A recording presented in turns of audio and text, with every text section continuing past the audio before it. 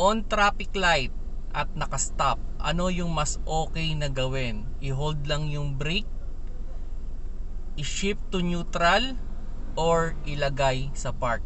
Hello mga paps, I'm Kuya Shane at pag-usapan lang natin itong na-question din na topic at yun nga daw, kung nasa traffic light daw, ano daw ba yung mas tama na gawin? Itong vlog na to ay para sa mga new driver na sabihin natin nag-aaral pa rin ng automatic transmission. Okay, ganito.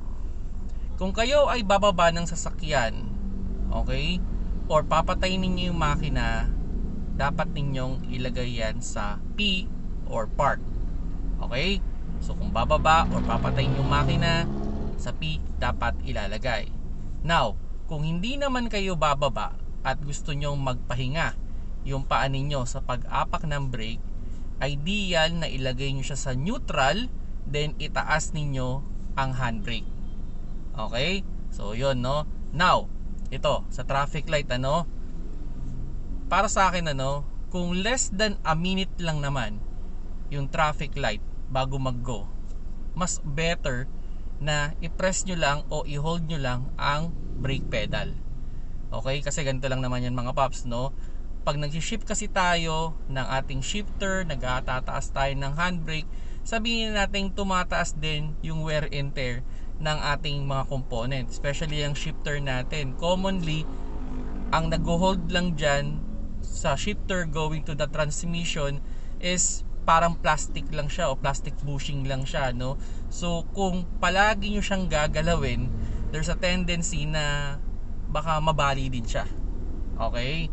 So yun, kung less than a minute yung traffic light, I highly recommend wag nyo nang galawin yung shifter ninyo, wag nyo nang itaas yung handbrake ninyo, press nyo lang yung brake pedal. Now, kung more than a minute, okay, kung more than a minute, sabihin natin mga calculated ninyo is mga 3 to 5 minutes.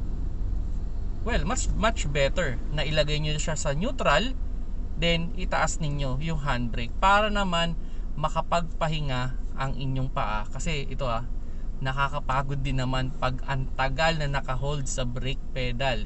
Yun, especially pag mga stop and go situation, nakakapagod. Kaya mas maganda yung kahit papano nakakapag-relax din naman yung paa natin, na hindi tayo matagal na naka-press sa ating brake pedal. Kasi pag masyado rin matagal tayong naka-press sa brake pedal, yun, mapapagod yung paa natin, mai-stress up, tapos eventually mangangalay yan, then pwedeng all of a sudden bigla mong iangat ng konti tsaka mo i-press ulit, So yun, kung less than a minute, okay lang na i-hold lang natin yung paa natin sa brake pedal. Pero kung more than a minute na, or sabihin natin mga 3 to 5 minutes naman yung bago tumakbo yung sasakyan, mas okay na ilagay nyo siya sa neutral and handbrake, So yun mga paps, kung sakali man na kayo ay nag-iisip kung ano ba talaga yung mas okay, kasi ganito lang naman din yan, hindi naman din masisira yung makina ninyo kung naka-hold naman kayo sa brake pedal. Basta alalay lang yung apak, na hindi lang tumakbo.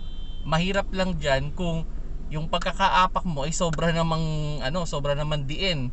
There's a possibility na baka naman masira yung mga dyan, yung mga rubber or yung mga o-ring, So yun lang yung advice ko sa inyo, kung sakali man, yun, kung less than a minute, okay lang na naka-hold tayo sa brake. Pero kung more than a minute, okay din na i-neutral natin then handbrake para makapag-relax din naman yung ating paa at makapagpahinga rin naman tayo at hindi rin ma-stress out yung mga component natin sa shifter, At yun, kung tayo ay bababa, lagay natin talaga dapat yan sa park, Okay, so yun mga paps, sakali yan para sa mga new driver lang yan, kasi baka may mga expert na naman nanonood at syempre marami rin naman silang i-comment, pero I appreciate their comment. Maganda yan, nakakapag-share din sila ng mga ibang information, at salamat dun sa mga sumasagot dun sa mga question din, na may problema, at yun, maraming salamat sa inyo mga paps, So ngayon, magsasagot na naman tayo ng mga tanong, na na-comment sa aking mga pinopost na mga video, At yun, isang question dito is, pwede bang i-direct agad from drive to park? Well, kung napanood mo yung previous video ko, the answer is yes, Pwede, as long na nasa pantay kang kalsada. Okay? Kung nasa pantay kang kalsada, so ibig sabihin hindi ka naman aatras, hindi ka naman aabante, okay lang, walang problema yon. From drive to park, kahit i-direct mo yan, okay lang, basta maayos yung pagkaka-handbrake mo. Ina-applied lang yung kailangan nating idaan sa neutral pag naka-inclined yung ating sasakyan, okay, para hindi ma-stress up yung ating parking pole. Okay, so yun, panoorin mo yung previous video natin, doon makukuha mo talaga yung pinakamagandang information regarding dyan. Then yun, next question is, makakasira ba sa transmission pag maling oil ang nilagay? Well, yes, makakasira yan, Paps, no? Kaya pag tayo ay maglalagay ng oil sa ating transmission, siguraduhin natin na tama, especially yung mga CVT, no? Pag CVT yung transmission nyo, dapat CVT transmission oil ang ilalagay ninyo. At kung ATF yan, ATF talaga ilalagay mo. At pag manual gear oil, dapat gear oil talaga, kasi magkakaiba sila ng consistency or viscosity. Okay mga Paps, so yun, dapat check nyo kung ano yung recommended na oil para sa inyong sasakyan o sa inyong engine, ano. And yun, next question is, vibrate ang pedal, ano ang possible issue? So siguro ito, pag nagpe-press siya ng pedal o nagbabibrate siguro yung pedal niya habang tumatakbo siya. So ano yung possible issue? Well, isa sa mga posible mong tingnan dyan is yung rotor disc mo.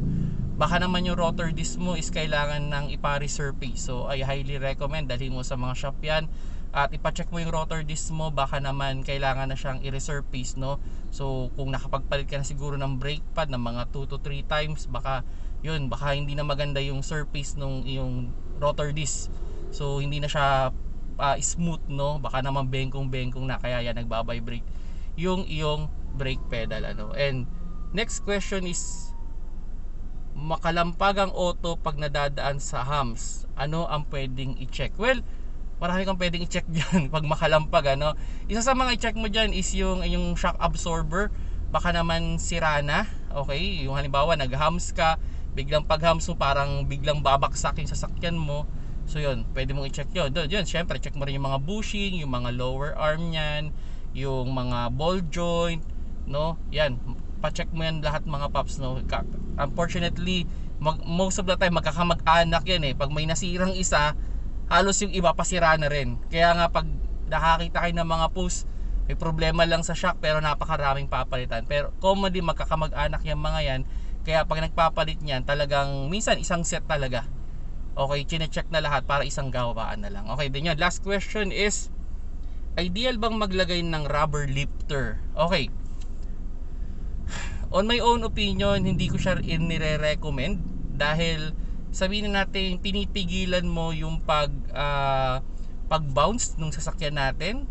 So there's a tendency na pwedeng ma-stress up. Okay, hindi nga lumulubog yung ating sasakyan, pero baka ma-stress out niya naman yung ibang component. So kung sakali man, pag-aralan yung mabuti kung kailangan nga ba talaga, kasi kung nagpalaki naman kayo ng gulong kaya sumasabit, maybe na sobrang sa laki, no? Pero yeah, it's up to you, wala namang problema dyan. Pero para sa akin mga Paps, no, kung tatanungin, hindi ko masyadong recommended yan.